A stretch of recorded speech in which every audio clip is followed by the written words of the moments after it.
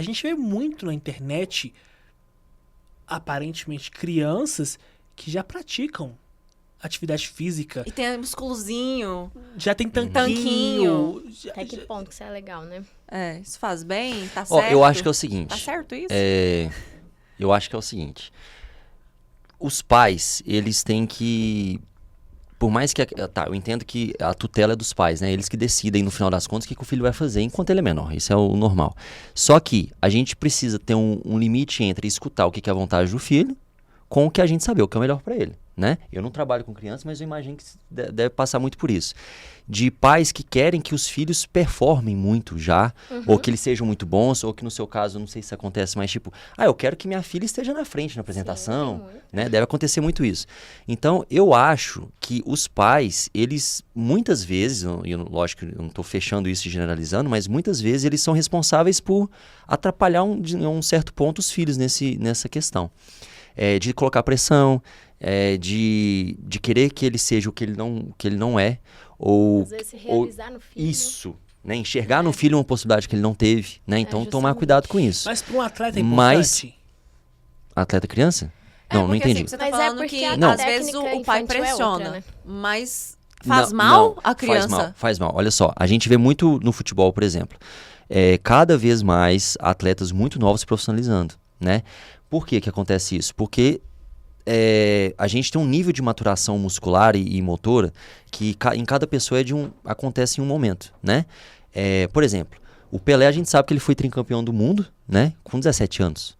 Legal. Só que era uma época. Hoje, você pegar um atleta de 17 anos, ele talvez não tenha o preparo para ter a fama que ele vai ter, ou para ter, ter a pressão que ele vai ter, que é diferente da época do Pelé. Sim. Né? Da década de 70 é muito diferente.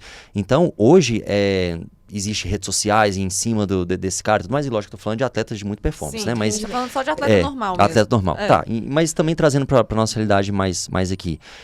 Às vezes, com 16 anos, ele chegou no nível de maturação no auge dele, 16, 17 anos. Só que quando chega lá no 25, ele tem essa decadência. Regresso. Acontece isso. Então, e tem gente que tem esse nível de maturação com 25.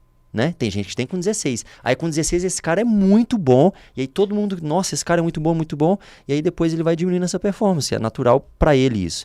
Então, a gente antecipar as etapas, com 16 anos ele deveria estar com pessoas de 16 anos, não com profissionais. Isso. Então antecipar isso pode acabar com a carreira desse cara. Eu falo se for uma carreira, etapa, né? você fala de competição. Não, e só tal. profissional. Então, por exemplo, uma criancinha de 6 anos que tá lá fazendo crossfit com músculo. 6 anos não, mas eu vejo uns de 8, uns de 10 que estão lá. Isso é ruim pra eles? Não é ruim. Não estou falando. Estou falando da questão de exigir performance. Pra criança, né? Exigência de performance. E quando eu falo exigência de performance, a gente pensa muito em questão profissional. E não é.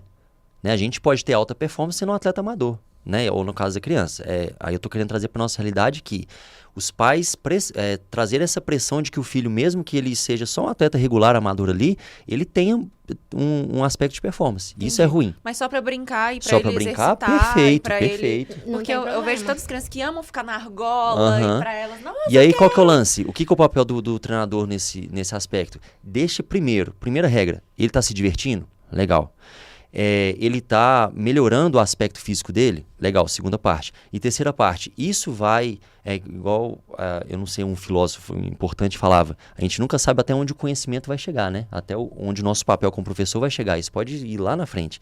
Então, deixar o nosso legado, né? Isso é meio clichê falar, mas é por isso que é importante. Deixar o nosso legado de, lá na frente esse cara vai falar assim, nossa, meu primeiro treinador, ele falava que eu tinha que fazer isso aqui, que eu tinha que alimentar bem, que eu tinha que não sei o quê. Ele vai levar isso pra vida dele. Isso que é o primeiro pode mudar, contato né? dele. Toda a formação da criança. Nossa, porque E imagina se a gente tivesse começado dessa época, amigo. Isso. Não, mas Onde É o que eu mais estaria? escuto. Mas eu fiquei feliz quando ele falou assim que a maturação dos 25. Nossa, eu preciso falar que é exceção, né? Eu acho que ele não achou que era... Fica na sua. Alan. E quando o Alan falou da questão do Pelé, a gente também não descarta os talentos, né, Sim, natos. Porque lógico. tem aquela criança que às vezes chega ali sabendo fazer tudo também, aí é gênio, assim, né? com facilidade. Aham. E em contrapartida tem uma que só quer ir pra curtir, Uhum. pra estar com as coleguinhas, né? Vou vestir a roupinha, tô indo pra aula. Então, a gente não descarta isso, mas o trabalho é diferente. Com criança, né? Pelo menos no balé, é uma crescente, né? Não tem como eu pegar o movimento de uma de 14 e ensinar para uma de 4 anos, né? É desproporcional até para o que o corpo daquela criança consegue fazer, né?